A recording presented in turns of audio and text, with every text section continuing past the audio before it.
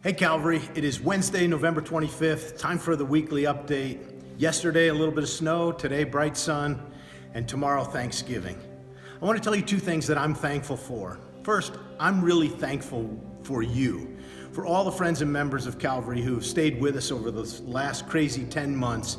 I'm thankful for you. I can genuinely say with the Apostle Paul in 1 Thessalonians chapter 1, we constantly give thanks to God for all of you, always mentioning you in our prayers.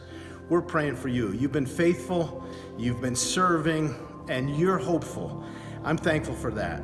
Of course, I know not everybody feels so hopeful right now. So the second thing, which is really the first thing I'm thankful for, is that God is good. God is good.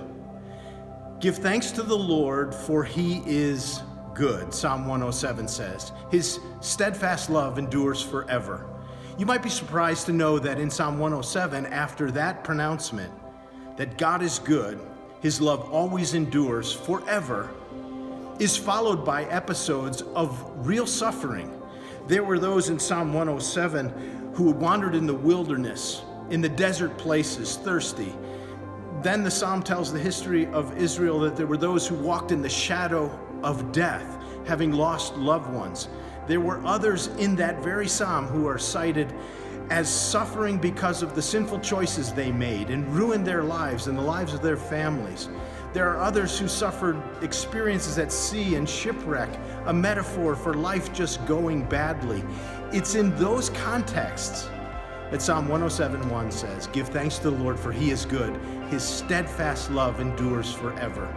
If it were written today, it would begin the same way, and then it would have an account of the suffering of 10 months of all the ramifications of COVID. So here we are, Thanksgiving 2020. Give thanks to the Lord, for he is good. His steadfast love endures forever. We don't say that to ourselves to convince us that this might be true. We announce it to ourselves. We preach the goodness of God to ourselves to let our hearts catch up what we know by faith to be true. His steadfast love endures forever. So whatever your table looks like tomorrow on Thanksgiving 2020, our prayer for you is that your heart will be stimulated to give thanks, which is the will of God for you. Maybe you'll make a list of 2 or 3 or 5 things that you're really thankful for. And let's encourage our hearts in the goodness of God. I'm thankful that he's good, and I'm thankful for you.